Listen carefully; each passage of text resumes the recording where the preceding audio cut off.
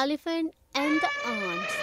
There was once a proud elephant who always bullied smaller animals. He would go to the anthill near his home and spray water at the ants. The ants, with their size, could do nothing but cry. The elephant just laughed and threatened the ants that he would crush them to death.